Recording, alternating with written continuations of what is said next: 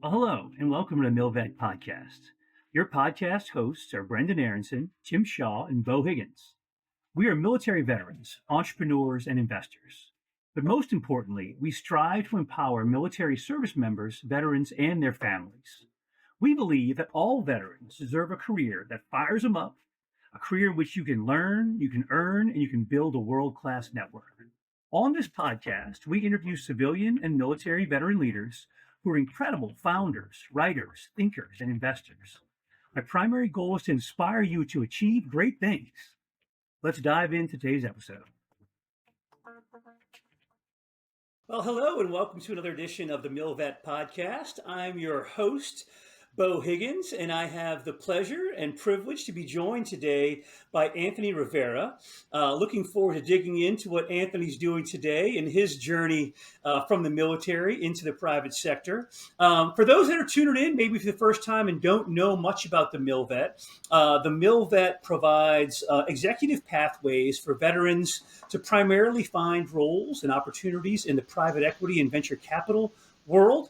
If you want to learn more about the MilVet, please check out our website, themilvet.org, to learn more, hear our podcasts, learn about opportunities we have, or if you're a company looking to hire executive talent, we'd love to talk to you.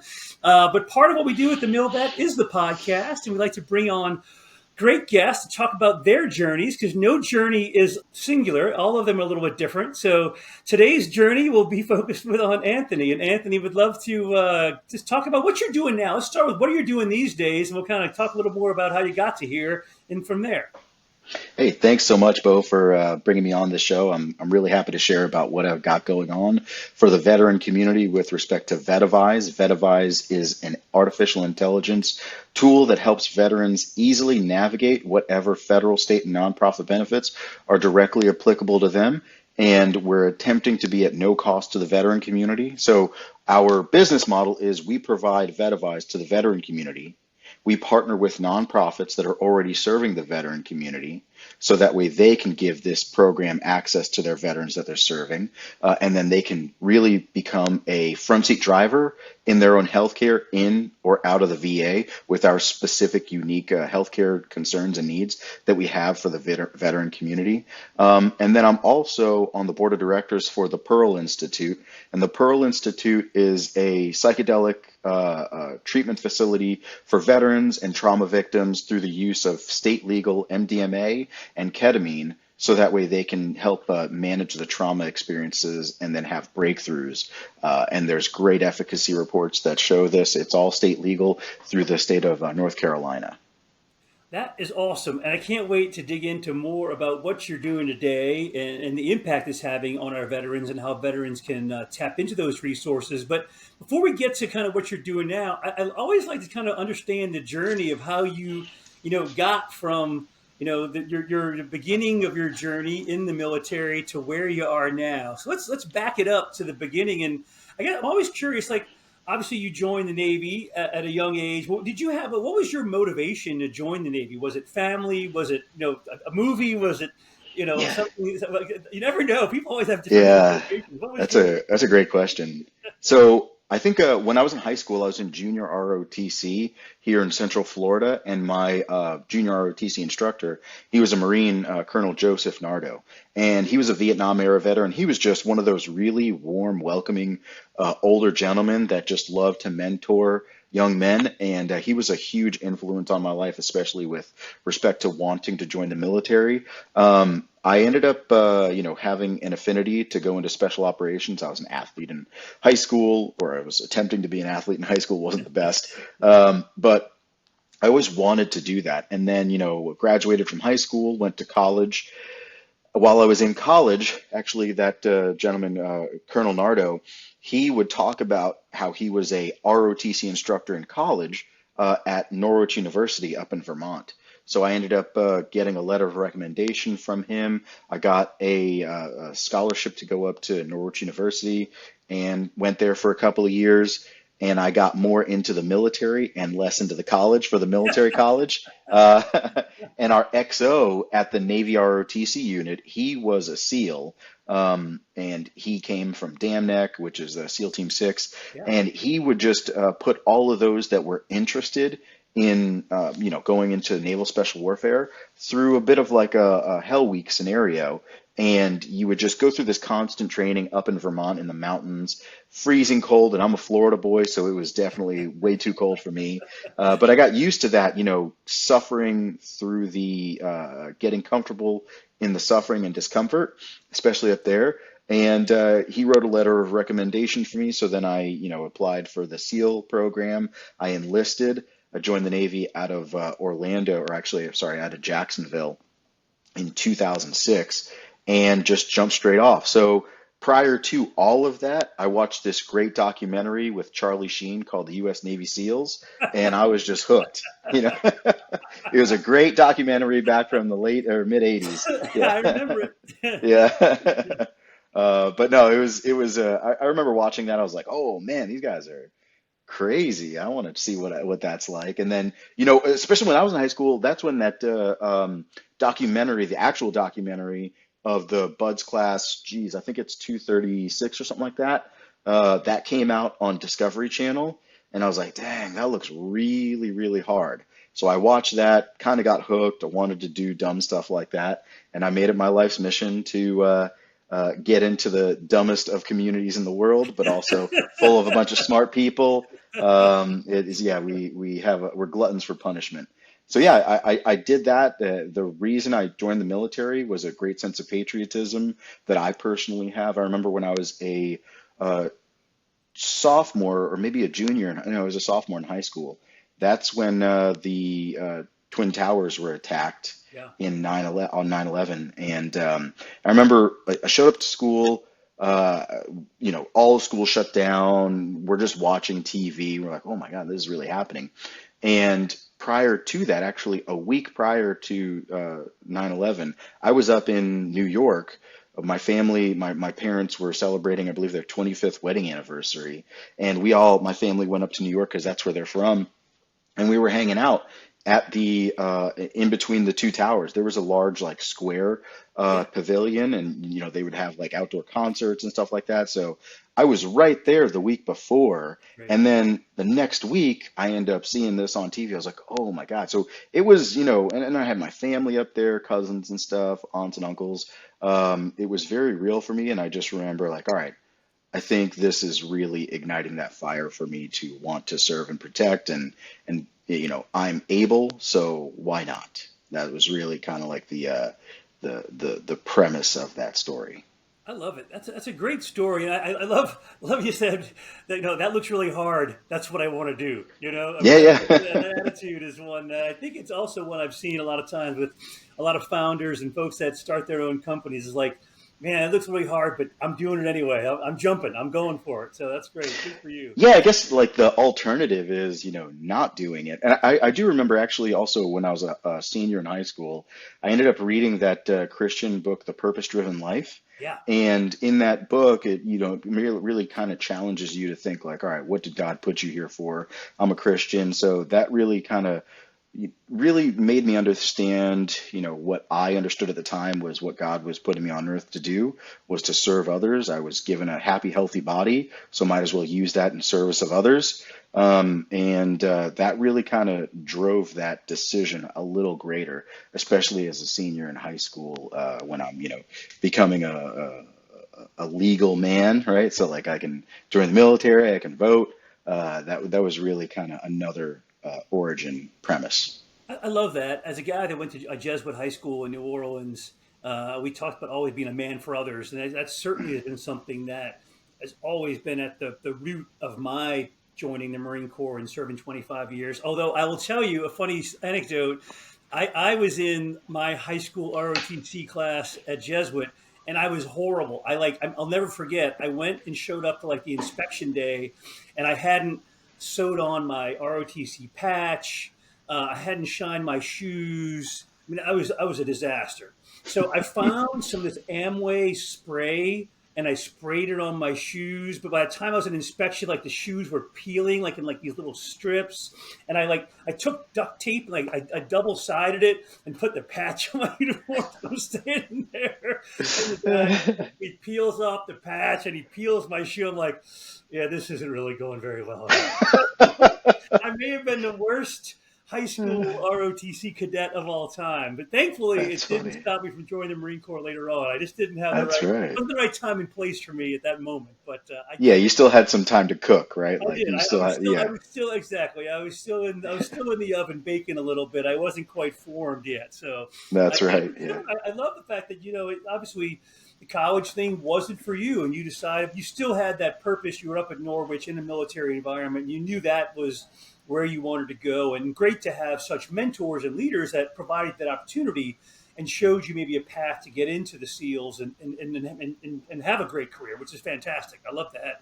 Because I think all of us have those influences along our lives that guide us as we're at those inflection points that are pushing us to make those, or at least informing us to make those decisions. So it's great to see that for you, and obviously went very well for you for sure. Yeah, Yeah, and it didn't prevent me from eventually getting my degree. So I got my yeah, bachelor's degree while I was active duty, and then I got a graduate degree while I was active duty. So, like you were still cooking in high school, I was still academically cooking while I was active duty in the military, and I understood, all right, there's a common theme in the SEAL teams, especially when you're learning combat tactics and procedures, and that is always look for an out, right? So while you're in a tick, you got to always look for an out.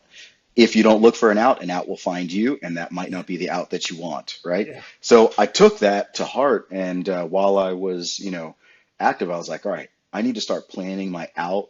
I started planning my out once my daughter was born, just in case, I got injured or I got forced out or something like that. So I started, going to school. I started trying to figure out how do I become highly employable using the skill set that I have. And I understood that to make me a little more highly employable, a bachelor's degree would be, of benefit. So that's why, I took advantage of the post 9/11 top up program. Didn't come out of pocket at all, active duty going through my bachelor's degree, got some scholarships as well, and then jumped into my graduate degree. So I ended up graduating with a graduate degree with no student loan debt while active duty, and that was a huge driving force behind me, yeah, getting out when I did, because the out was, not necessarily planned for me, but I remember back in 2016, I was on my shore duty, and my wife told me like, "Hey, it's time for you to go back to operational rotation. It's either you're going to stay in, and I'm going to be alone again for the next couple of years. So I'll probably go back to Florida where our support network is, where we were stationed in San Diego at the time, or you can come join us in Florida. Either way, I'm not staying here." So I was yeah. like, "Oh Let's see man, where I'm going to be. I'm not sure where you're yeah, going to be. This is where I'm going to be. Yeah, yeah." So ended up deciding to get out of the military, and that was the yeah, right decision for my family and I. And got out, started trying to figure out, like what I needed to do, and I got introduced to the Honor Foundation. yeah. I worked with the Honor Foundation. I was class 6 or group 6 in the Honor Foundation. I'm a huge advocate of them. Always have been, always will be, especially the foundation that Joe Musselman set out as he started that organization. Guys like, yeah, there's so many great guys that are a part of that organization still to Yeah, this day. I mean, Matt Stevens, another CEO, is Yep. running it now. I mean, this is great. And Hmm. I've been a mentor for the Honor Foundation. For those that don't know about it, I mean, a fantastic organization. Primarily started to focus on the special ops community, but they're expanding now to support military spouses and beyond spec ops. So their core programming has been all proven winners. Again, started small, but now really growing like crazy. And obviously was an impactful for you for sure, huh? Yeah, as I was getting out of the military, I went into the Honor Foundation. At that time, we had to pay for it, and I paid for it out of pocket just to try to figure out, like, all right, what is this program all about? Paid for it, got tremendous value out of it, built a great relationship and network out of that program, which, as we all know, the network gets you work. So I ended up, while I was active duty, double dipping, and I had a full-time job in the Navy, and then a full-time job in corporate America doing HR, which that ended up catapulting me into my transition into Amazon, where that's how you and I got introduced. I was applying for a job at Amazon, and I was doing all the things that the Honor Foundation said to do, like get on LinkedIn, network, introduce yourself, be of service to others, try to figure out how you can differentiate yourself from the pack. And I did all of that work, connected to you on LinkedIn. That was back in 2017, early 2017. I'm sorry, late 2017, and then got hired onto Amazon at the beginning of 2018. Worked there from 2018 through the beginning of 2020. But then that's kind of when Vetavize, the origin story of Vetavize started. Backing up to my transition story, as I was getting out of the military back in 2017, I decided, well, we decided, my wife and I decided, it was time to get out. And we had to figure out, like, how do you engage with the VA, right? It's a large system that's out there for our veteran community, but unfortunately, because it's so large, it seemed impossible to enter. I didn't know, like, what's the process? What are the steps? So backing up to the beginning of 2016, that's where I started to kind of do this homework. I had just finished my graduate degree, and I was trying to figure out, like, all right, what do I have to do? How do I have to do this? Built a process. I'm a big process guy. Built a process, executed on that process, and as a result, I got out January 11th. That was my EAOS, January 11th, 2017, and I got my VA disability claim back 11 days later with the decision that I fully anticipated, down to the individual percentage Wow. points. So I was like, oh, I figured it out. This is awesome. So as a helper does, I tried to, try to help every other veteran I could out. And I started, Yeah. helping out the Honor Foundation. I started helping out all of these other organizations, great ones, the Seal Future Foundation, trying to like spread the knowledge, and then got into Amazon. And while I was at Amazon, I was working in an HR operations field in a mid-senior level leadership. So I was traveling 85% of Monday through Fridays. And I would go to all of these different stations and meet these great leaders and help them out however I could. But then I would naturally navigate towards the veteran community that was at the stations. And Amazon at the time, I think there was about 400,000 employees worldwide. And I believe at the time there was anywhere from 70 to 80,000 veterans that were working for Amazon. So, like I said, naturally, I would just navigate towards the veterans, and I would just ask them bluntly, like, how are you doing in the VA, right? Like, how have you engaged in the VA? And time after time after time, I would hear the same thing. I haven't done it yet. I don't know how to do it. I'm giving up on it. It's just, I'm too busy with whatever I'm doing. So I would just say, like, hey, let me help you out. So I would do these calls with them. I would educate them, really just spreading that process that I had created for myself. And one turned into 10, turned into a couple of hundred. And then, it really ended up eating up a large part of my day as I was helping out all the veterans that I Yeah. could. And then decided to leave Amazon back in March, I believe, of 2020. No, I'm sorry, March of 2019. And started, helping out the veterans as best I could. I would partner with nonprofits, hold these education seminars, and just go through this process over and over and over again. And then in late 2020, early 2021, I was like, I can't do this anymore. By that time, I had helped over 7,000 veterans go through this exact same process. I Yeah. was like, I can't do this anymore. I can't have these same conversations over and over again. And the dawn of AI came about with the launch of ChatGPT. And we were like, oh man, there's something here. Like, we're doing the same thing over and over and over again. Why don't we just have ChatGPT or OpenAI do this process? And that's what we did, right? So we built this automated process through the use of an artificial intelligence that is proprietary. We have a patent pending right now. That's our third year of prosecuting the patent. And it does exactly what I was doing with all of those 7,000 veterans, but at scale, right? Yeah. And it's awesome. And it's not just a one and done. It's really for veterans to help understand, like, first off, how am I different today than prior to joining the military? And if there's anything service connectable, you'll be educated. But that's a really kind of like a secondary or maybe even a tertiary benefit. The primary benefit is you being fully aware of how you are doing in that current moment through the use of our head to toe assessment. You go through this kind of thought experiment at first of understanding, all right, where am I at physically, mentally, and emotionally right now? And all of those inputs are saved. So that way, as you input that information again in a quarter, right, 3 more months, now you'll have another timestamp. This is how I'm doing now.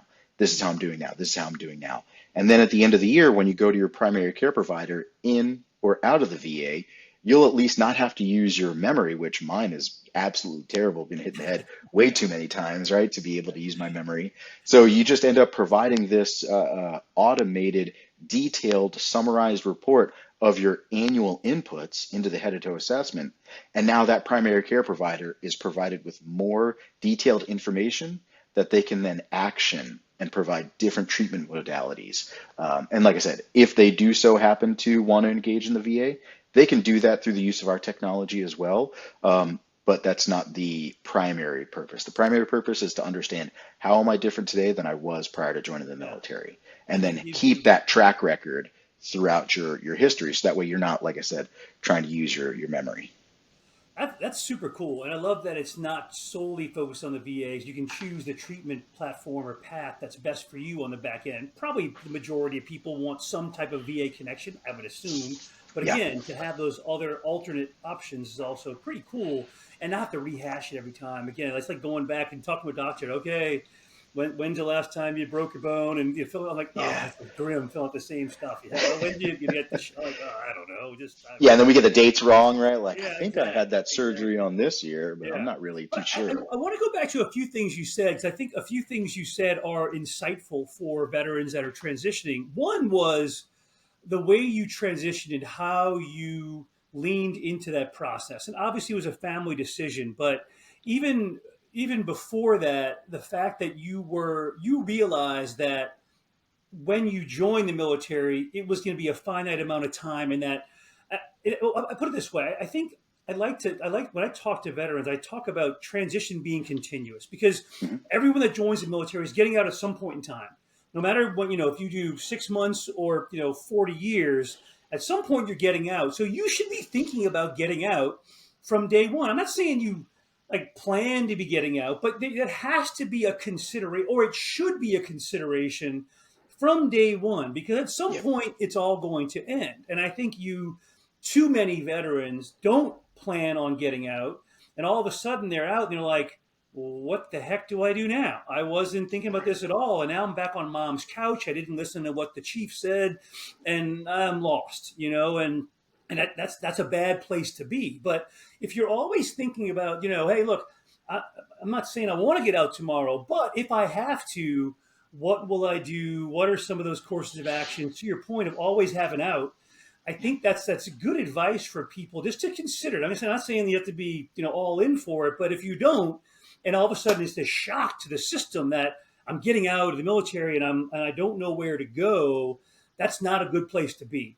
So good on you for having that mindset of, again, whatever happens, I'll be ready when that time comes. Again, it's always hard. I'm not saying it's ever easy, but at least you have the right mindset for that. And I get the fact that I tell people all the time, I got out for 25 years, and I literally had my change of command in the morning, and I retired in the afternoon. I mean, 06, and I could have kept on going. But when you know, you know. And it's hard to explain, but when you know, you know. And for me, it was also a family decision. My daughter just finished, my oldest, her freshman year of high school. It was time. And we came back to Florida, and it was the right call for me. And, when you know, you know. It's just one of those things, right? But I also had been planning a little bit for those alternatives, I think, and embrace the transition, in more ways than others probably.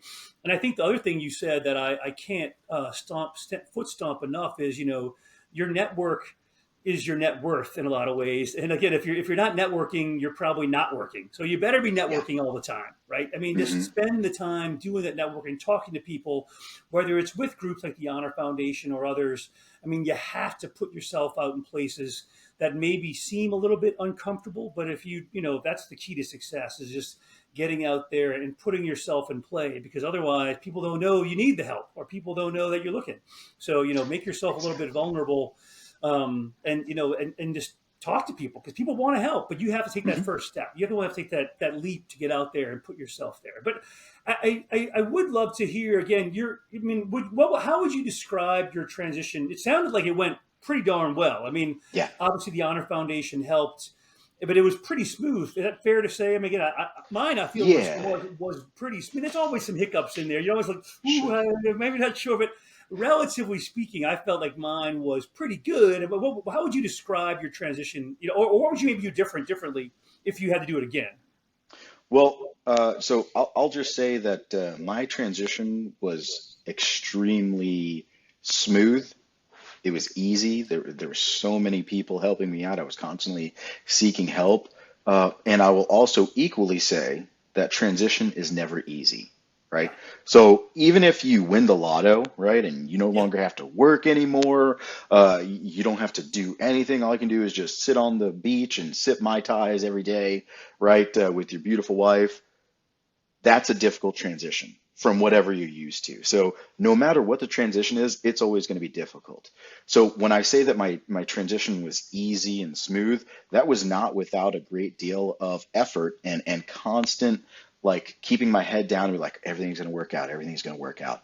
In retrospect, I will say that for my personal faith-based system, I wish I would have prayed more. I wish I would have read the Bible more. I wish I would have relied more on, God's purpose and plan for my life instead of me trying to force my way into whatever I thought was the best approach. And I really think that had I done that, the my awareness of somebody else being in charge or something else being in charge would have been earlier on in my transition, right? So, like, not to say that I'm not responsible for all my actions, it's just I'm not the only one responsible for my actions. I need to be diligent and faithful and understand that there's a bigger plan out there and you're not supposed to worry about it, right? Which is extremely difficult. It's yeah, very submissive.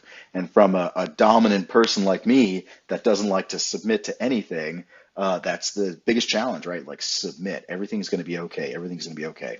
So my transition was great, and I'm super grateful for the entire process, and super grateful for going through everything that I went through because I'm here now. And I do also remember a great deal of fear and anxiety in that transition phase as to like, oh, how am I going to feed my family? What am I going to yeah, do? What's going on? Like there was all of these like really unfamiliar feelings that I was having that I didn't even want to recognize. I knew they were there, but I didn't even want to give them any time and attention. So I would kind of what a lot of people do. I'm not gonna pay attention to it. It's there. My family knows it's there because they see it on my face, they see it in my presence, but they see also that I'm not communicating it. So it was that, like being able to understand that something else has a greater purpose in my life than I'm even aware of and just trust it. And also that through my time in the military, I became extremely accountable to myself and to others, and I became a very responsible and hard worker. And those two things right there alone, I think, are the key driving forces behind personal success, no matter what you do. If you're accountable to yourself and to others, and you're responsible, man, tell me that those two skills right there are like bad in any sense. Of course not, right? So like you go to an employer and you're a highly accountable and responsible person, man, here, take all of the responsibility, take all the accountability, take it and run with it. Everything's going to be okay from the employer's perspective. And I think those two things are ingrained in the military community, so much so that we take it for granted. We're like, everybody's like this. No, they're yeah, not. They're not at all, yeah, right? And then sometimes us in the community, we're like, oh man, what's going on here? Why is everybody else not like this? So yeah, then, in general, right? I'm not stating this like very specifically, but I think there's another transition that happens that as you get into corporate America, after you're from active duty service or even reserve service, there's this awareness of like you're a little different. So we start to isolate ourselves and just be the workhorse, right? I'm going to be the workhorse. I'm going to lead from the front and I'm going to drag people behind me, right? To get to wherever we're going to go yeah, within an organization. yeah, Where as you continue to mature, I think that lens shifts a little bit to where we have to lead a little bit, not necessarily from the back, from the back perspective of pushing people, but from the back of like, all right, well, I got to give these people that work for me or with me an opportunity to succeed. And unfortunately, success has to be earned through trials and tribulations. You have to fail in order to learn through that stuff. Now, if you don't learn, now I have to keep you accountable, right? And then maybe either counsel you or get rid of you. That's just the unfortunate nature of corporate America. But that leading from the front and like dragging people behind you, for me, for instance, that was very much and still is the problem. And now I'm transitioning more into like, hey, I got these people working for me and with me. I got to let them. There's a funny movie, The Other Guys, with Will Ferrell and Mark Wahlberg. And Mark Wahlberg is this like angry cop, and he's always mad at everything.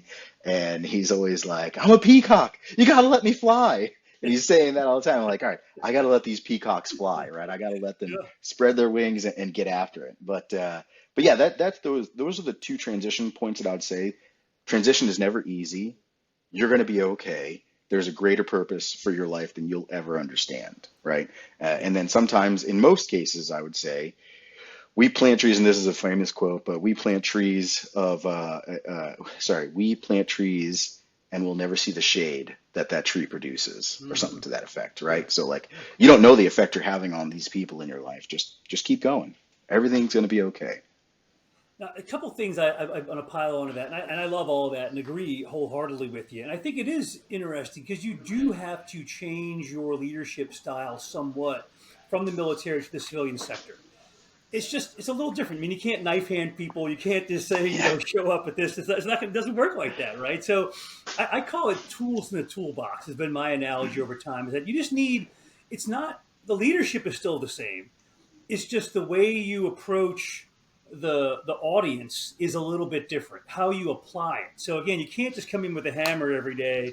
You need to use the wrench or a screwdriver or a different way to like get the people to where you want to go, understand the end state, but how you influence them to get there is going to be a little different. Because I think it's a trust factor is what I saw.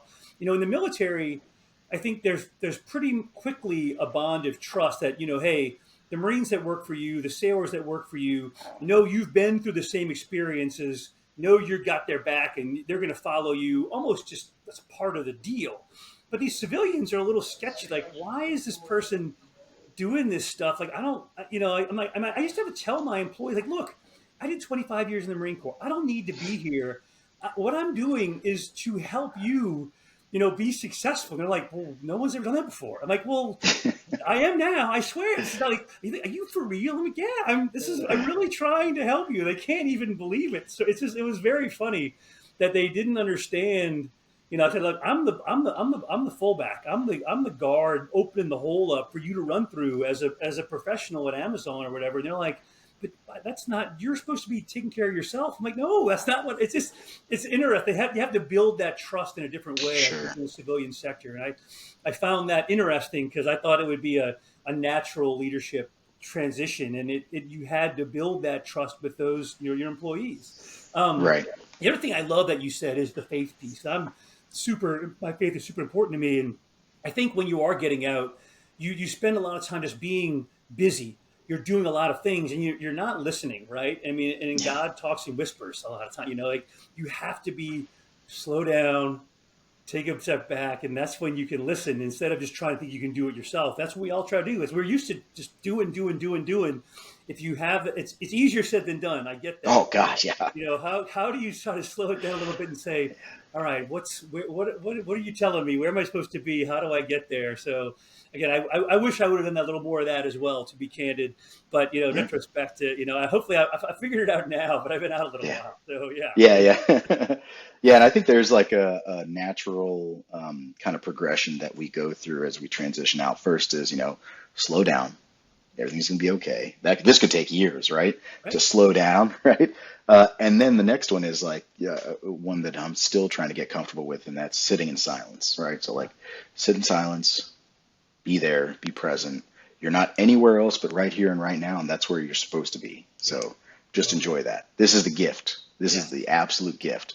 But yeah, that kind of ties into, again, Vetavize, where it was, I really do feel like this product came through me, through the use of my, experience of getting out of the military, I have the brain that I have. I had the experiences that I had in the military. I had the medical experience in the military, the human intelligence experience. So all of this stuff was happening for a reason to get me to where I am today for Vetavize. So that way I can help the entire veteran community by and large, all 19 million of us, plus the 1.3 million active duty members. How did you? I'm curious, like just from obviously we talked to a lot of folks on the podcast about getting into start founders that have started their own businesses and companies. I mean, how did you fund it? How did you get it moving to scale it? I mean, Yeah. how did you learn about AI? Obviously, AI was not something that you had utilized in the Navy, I assume, right? I mean, it's a brand new thing. So I mean, that's a lot of stuff to kind of package up and build a product. So just how did that all kind of coalesce? And again, I think there's a lot of people that have ideas and would love to take that next step. You've done it. I mean, you took that leap to actually kick the door in and do something with an idea. A lot of people talk about ideas. A lot of people join the military, but you Yeah, did yeah. both. You joined the military. You jumped into this founder role. I mean, give me just kind of the Reader's Digest version of how you were able to do that. How did you get the finance, whether it's financing or over those hurdles to become a technical expert on this? I mean, for those that are trying to start their own or have those ideas, what was your process like? Yeah, I'll say that the common theme is the network gets you work, right? And then you got to really be comfortable getting out of yourself and into, the service of others. So again, that's a foundation. It's a Christian foundation, but it's also reinforced through the Honor Foundation that we learned. So to get to where I am right now, about 3 years ago, we had an idea. I partnered with a couple of guys that were in my network. We, formulated this idea, ideated on it, and then actually formalized it. And then, we started just pitching, pitch, pitch, pitch, pitch, pitch. And I'll tell you, from a founder's perspective, one of the best, worst things that I always have to do is pitch the business, right? Because I have to first let people know, like, there's a huge problem out there for our veteran community. Let them know the magnitude of the problem and the severity of the problem, right? And then after I paint this terrible picture, I then have to come and say, like, we have a hero in the story, Vetavize. This is what it is. So then you really get, pretty good at telling stories, because that's what engages audiences, right? And audiences from the perspective of your personal network that are going to invest in your business as an early stage, from the angel investor perspective to the seed round as you're getting into more mature investors. So we've raised a couple $1 million to get to where we are right now, and we're raising a couple million more to continue to grow. But that's just the nature of the beast of a tech company. I've never done this before. And I think that if you talk to anybody who has done this before, it doesn't matter. You have to do the work. There's no like special sauce that they're going to tell you, oh, do X, then do Y, then do Z. No, none of that happens, right? You have to show up every single day, do the work, keep your head down, and really believe that it's going to work. Because if you start wavering that belief, man, that's just the cookie crumbles are going to start messing up all over the place. They're going to start crumbling all over the place. So, and if you are not committed to whatever you're doing wholeheartedly, like 100%, you and your spouse, if you're married, don't do it, because it's going to challenge you in ways that you would never believe, right? It's easy to talk about it. It's really hard to do it. And not just do it once, but do it every day for year after year after year. But that's good, right? Like, what's the alternative? Working for somebody else and Yeah. not doing this and helping out, there's just the alternative for me. That juice is never worth the squeeze at the current moment, because, we've gone through the process and we've heard hundreds and hundreds of no, no, no, no, no. And then you get the yeses and you're like, oh, I got it, right? I think I figured it out. But you have to go through those no's to get to understand how you get to a yes. It's not going to work the first time. I can guarantee that, right? And then like you tell somebody, and then that transitions not just from the investor perspective, but then also understanding like, all right, now that we have a product, we raise this money to build a product. We have a product now. How do we sell it, right? How do we position this product to sell? So then you start having to position that sales pitch, and you fail and you fail and you fail and you fail. And then all of a sudden you get a win. And you're like, oh, that was easier. Oh, I got it now. I think I got it. And then you fail, fail, fail, and you win. And then you fail, fail, win, fail, win, win, win, win, fail, win. It just becomes, the dynamic shifts from failing more often than you win to winning more often than you fail. But that also has to come from a great deal of retrospective, a great deal of, so like in the SEAL teams, we debrief everything. So no matter if you did great, what can you do better at, right? If you really screwed the pooch, don't do that again. How did you get to where that was, right? So still taking that mentality from the SEAL teams into this role right now, and like, all right, what made that work? Okay, I think this resonated well. How do we reposition that to make it better? Oh, that didn't work. Don't use that anymore. Don't use that story anymore. Don't use that language anymore, right? So nothing is ever good enough. You just have to keep making these little decisions every day that are going to help drive the business forward. But yeah, I think that's generally at a very high level, what I can bring to the community that is interested in, starting a business. Be fully committed. If you're not fully committed, don't do it. Raise money early and often. Figure that nightmare out. There are subject matter experts out there that are willing to help you from, an idea perspective. And then sometimes if you have a really good idea, right? They'll be like, ooh, I'll help you out, but I'd like to partner with you. Give me a percentage of the business, right? You're like, okay, man, I hope this doesn't screw me later. You know what I mean? So you got to take those trust falls, but good people from bad people, and you just got to really trust that everything's going to be okay.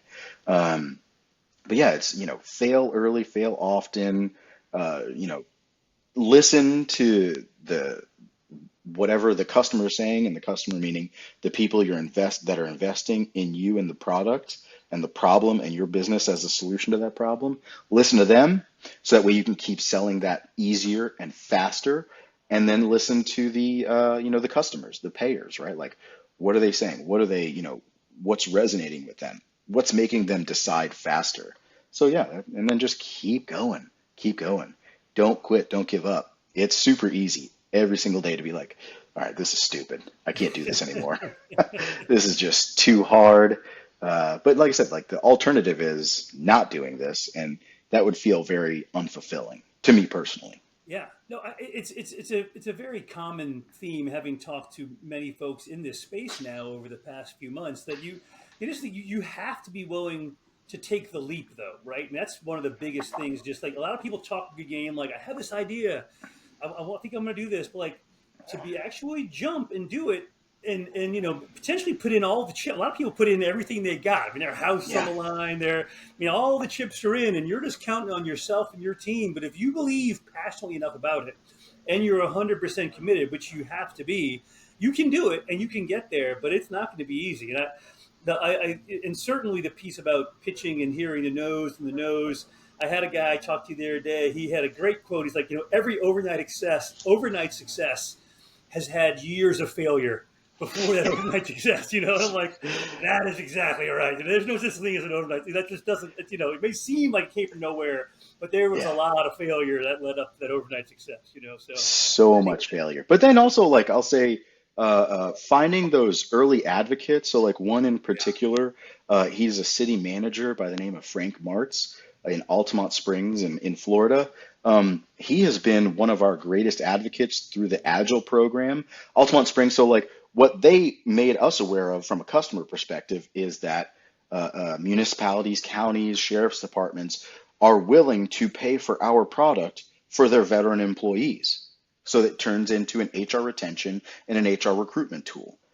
Backing up like 2 years ago, that would have never been aware to me, right? Like I thought that we were going to constantly do business with nonprofits. Nonprofits were going to pay for access to Vetavize for their veteran community. That ended up not necessarily being the case. That does happen, but what happens more often, which is an easier and faster sales process, is going through these municipalities. But Frank Martz at Altamont Springs, he has just been such an incredible advocate for us, opening up all these doors, letting us fail early and often from the customer service perspective in that safe environment. And now we've created these standard processes. We're continuing to refine as days go on, and it's working, right? So like one city turns into 5 cities, turns into 10, and now we're into the sheriff's departments, and it continues to go and grow. And it's now we're in airports, businesses. So now, like initially, I'll tell you, like we thought that our customer were going to be nonprofits solely. Now we understand that's one of our revenue streams. Another more faster acting and larger revenue stream are businesses, because they have HR dollars in the benefit sector that they allocate already. So now we're like, oh, all right, we can sell that, and it's selling, and it's exponentially faster than the nonprofit sector. How do you, for veterans that are interested in the tool itself, I mean, what is, if people want to utilize Vetavize, I assume it's free for the veteran to get on there and utilize through the tool. We can put the link up in the podcast. Is there a link? What's the best way to engage to utilize the tool? Obviously, you have partners that have it available to their members in their groups or their nonprofits or their organizations, but is it open to the public as well? It is, yes. So we do have our platform product available to the overarching veteran community. If they want to pay for it themselves, they can. But part of the onboarding process is, do you want to pay for it yourself? You can pay for it yourself. If you don't want to pay for it yourself, you can go on the wait list, and we will notify you when a sponsor becomes available. Oh, nice. So our sponsor list continues to grow every day. As that sponsor list grows, our wait list. As our wait list grows every day, our sponsor list grows every day. Because then we're like, look, you guys that are serving the veteran community said you were going to service them. You can service them this way. They're asking specifically for you to service them this way. Yeah. Do it. So now that's proving out that revenue model, and we have sponsors coming on just about a couple every month, and that's proving to be effective. We launch, 100.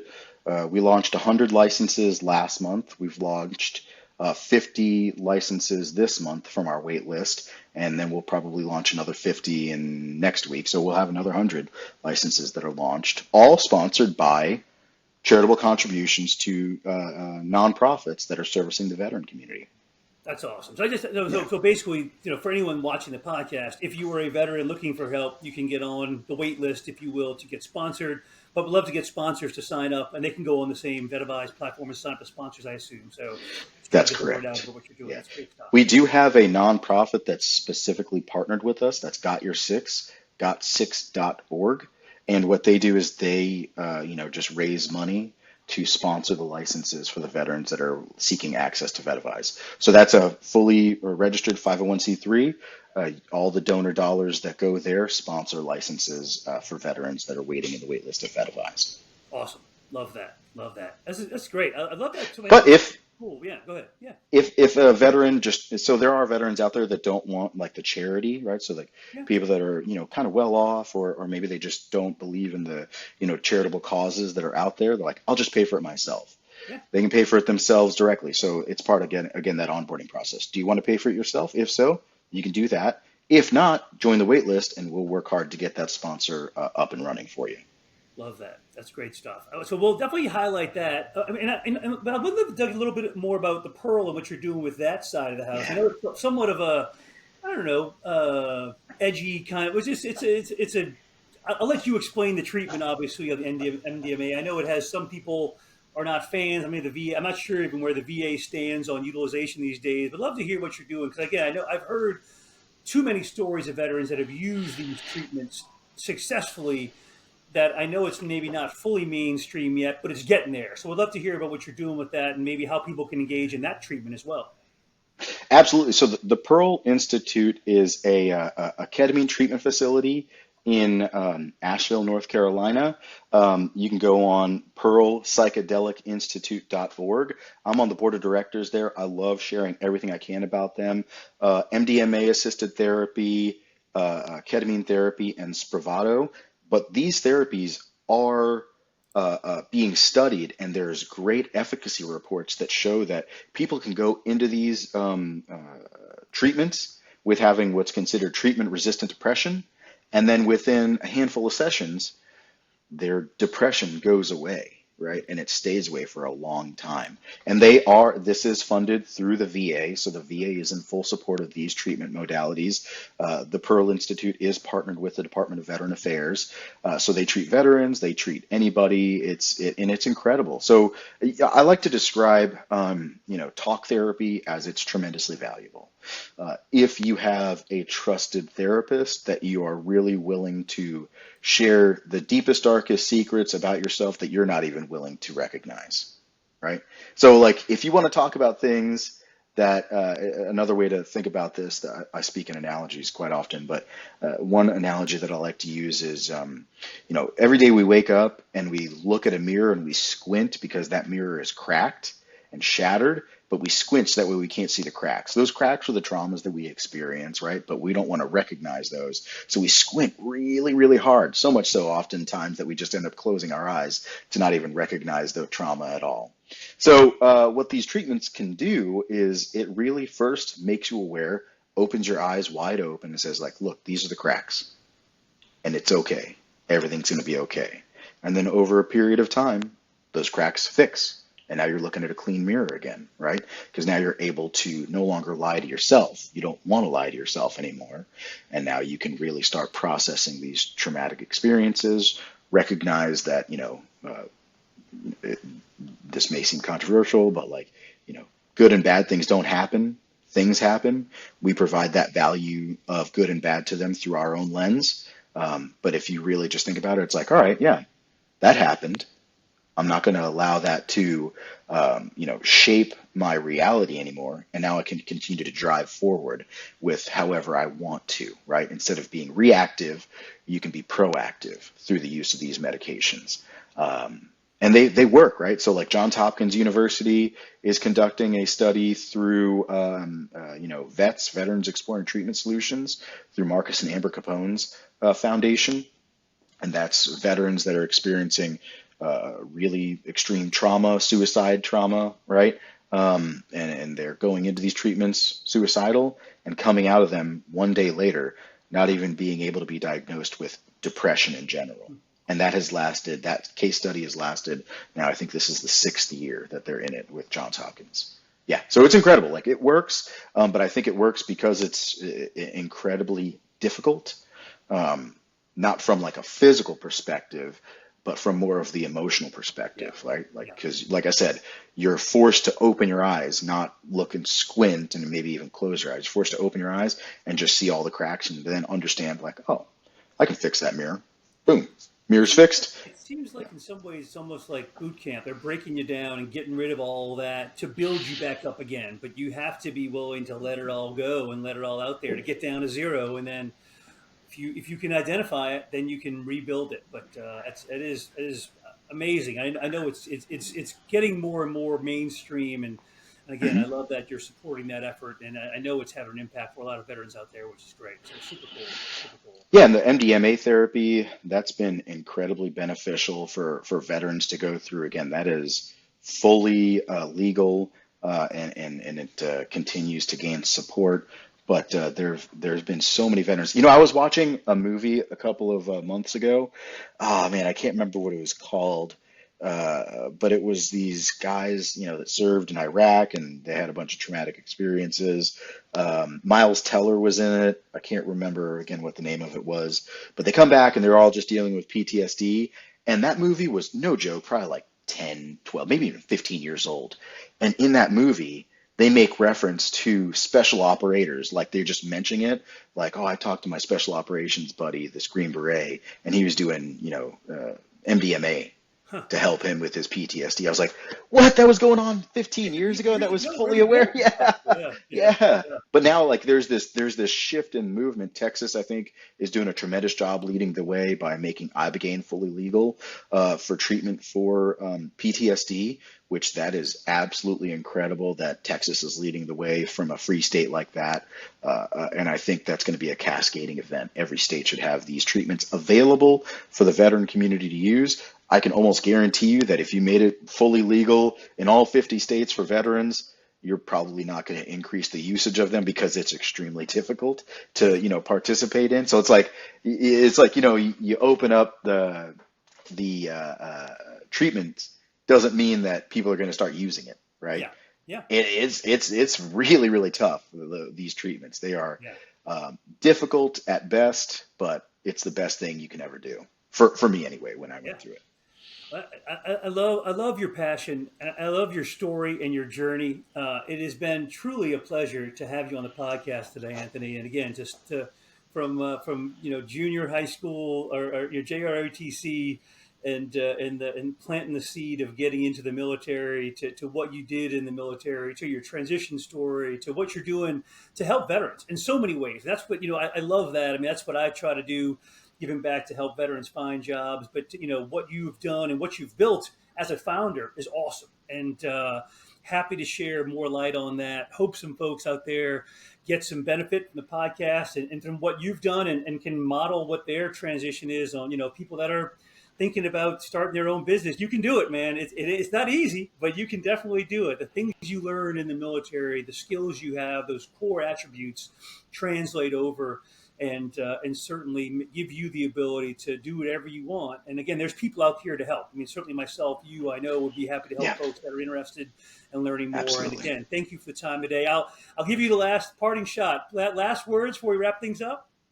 Yeah, support Vetavize. If you're a veteran, go into vetavize.com, Vetavize.com. I'm sure the link will be attached in this. If you're a sponsor, if you heard this story and you want to sponsor veterans to use our platform, contact us at Vetavize. You can go info@vetavize.com.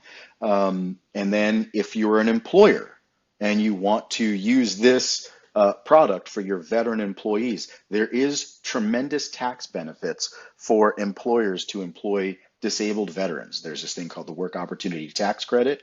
Veterans that use our platform in general will have a VA disability rating depending on their transition status out of the military. The employer could potentially have access to up to $9,600 of tax credits available to the business just by hiring a disabled veteran. So that's incredibly beneficial to the business. Oftentimes, veterans themselves don't want to communicate that they have a disability from their active duty service to their employer because they think, especially going through the application process, that if I tell my employer I'm disabled, they might not hire me. No, in fact, if you tell your employer you're a disabled veteran, they are more incentivized to hire you, right? Because like I said, they get that additional tax credit. Use Vetavize. It is a real solution to a real problem that plagues our community. And if you want to donate to a nonprofit that supports the veteran community through the use of Vetavize, it is got6.org, GOT6.org. And that organization, it's a fully registered 501c3, and they raise money to help veterans, get their Vetavize licenses activated.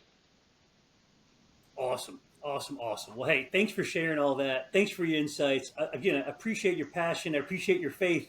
I appreciate your journey, and look forward to hopefully connecting with you soon and seeing the continued growth of what you're doing. So thanks again for being on the podcast today. And we're out here from TheMilVet. Thanks, Beau. Thanks for having me on MilVet. This is an incredible program. I look forward to coming on again and tell you a little more about our success stories as we continue to grow and grow the company. Can't wait to hear it. All right, out here. Thank you.